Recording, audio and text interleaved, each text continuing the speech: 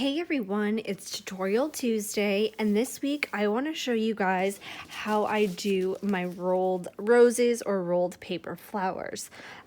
I will look up the number that I used for these. I already pre-cut them to make it a little bit easier. So I'll look up the number for them, and I'll also leave you guys a list of other flowers that you can use in there, and I'll also include a chart on what size you should cut your roses or your flowers and what size rolled flower that will give you. So I always like to cut all of mine at once because you hot glue them at the end, so it's just easier to have everything all rolled up.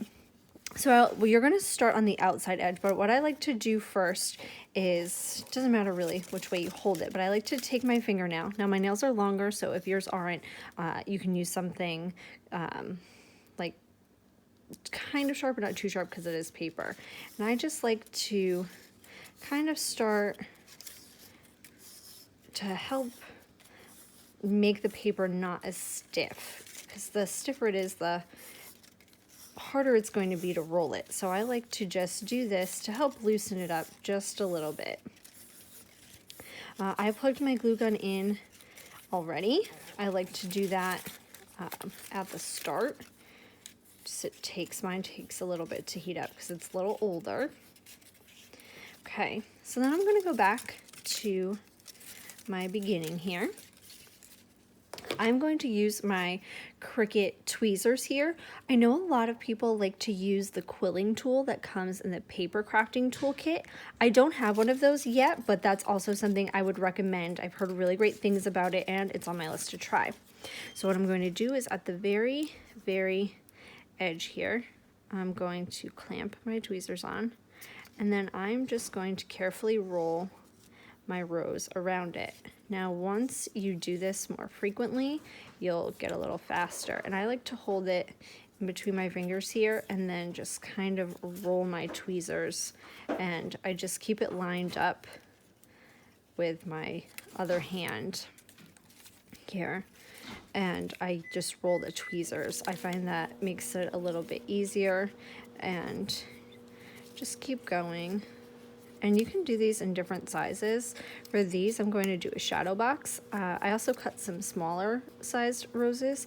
A lot of people like to fill in the gaps that you sometimes see in shadow boxes with some smaller flowers. So I thought I'd show you guys both, and you can decide what you like.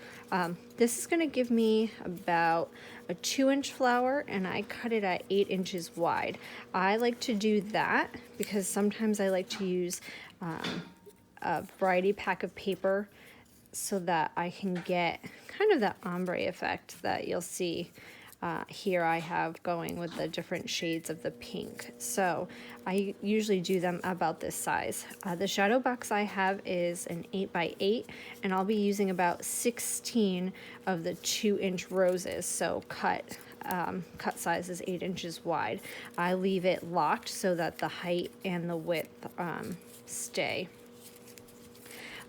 proportional, but I choose the width at 8. I know that I don't want to get too close to the edge of my paper there.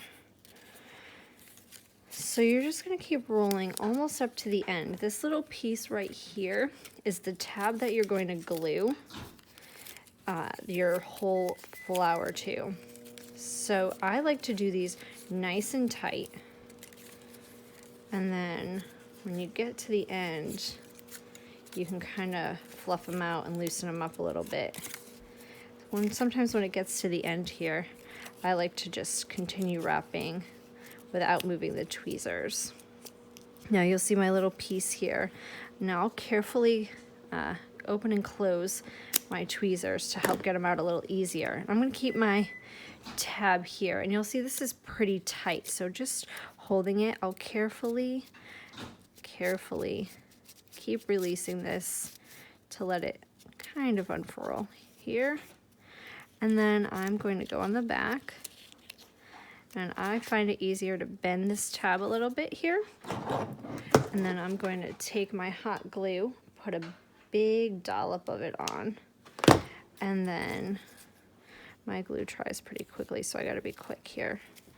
And then just hold it down for a minute and that's going to adhere the whole rose to the tab. Now you can kind of try and fluff it out a little bit more here before your glue fully dries if you want to, but that's really a preference.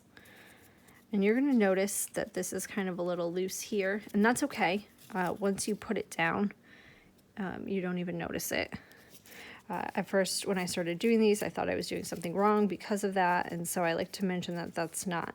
Now, my rose is pretty tight here for me, so maybe I'll loosen it up a little bit the more I do them.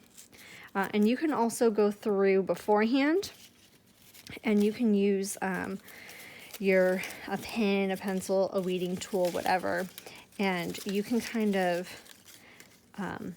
bend the outside petals back a little bit to make them look a little more like natural roses, but that's a preference.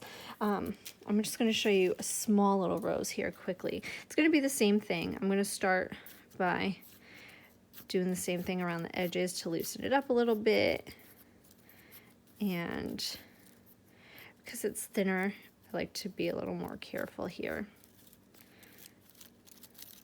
And then it's, you know, a little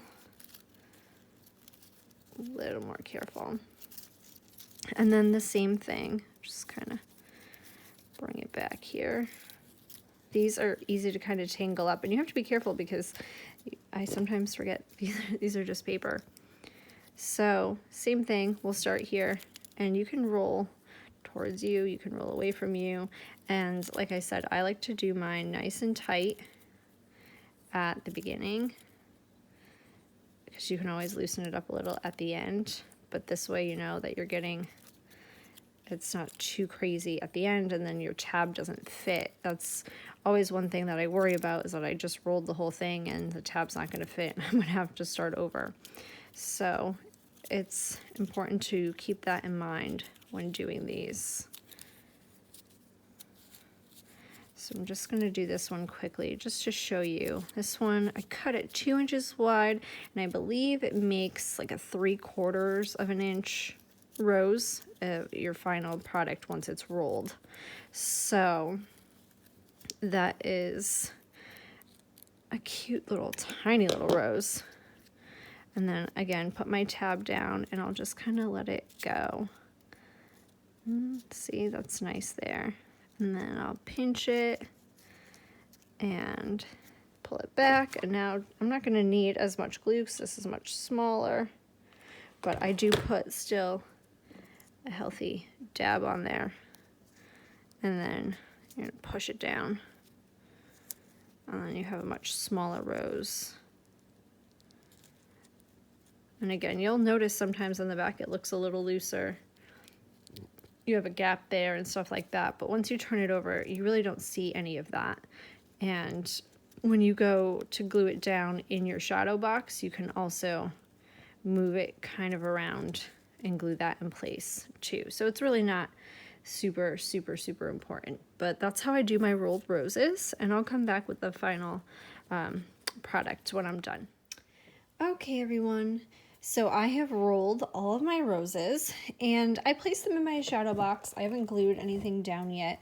I'm not sure about the placement or how I feel about the tiny little roses in there, if I want to add more to fill in the gaps or if I want to take them out. Once I start gluing everything down, I can really bunch these roses together a little more. So I'm gonna just play around with it, but I just wanted to show you guys how they'll look when they're all done. I personally like to add some vinyl, and I mirror the adhesive vinyl so that I can stick it to the inside of the glass. I like to do that so that way if this gets displayed on a wall or hung up somewhere, it's easy to clean. You don't have to worry about dust, you know, around the vinyl. It's just really easy to clean. So I prefer doing it that way, but you can do it whatever way you want. So I'm going to play around with the placement on this and everything like that, but this is how you do the rolled roses and then how you can make a shadow box.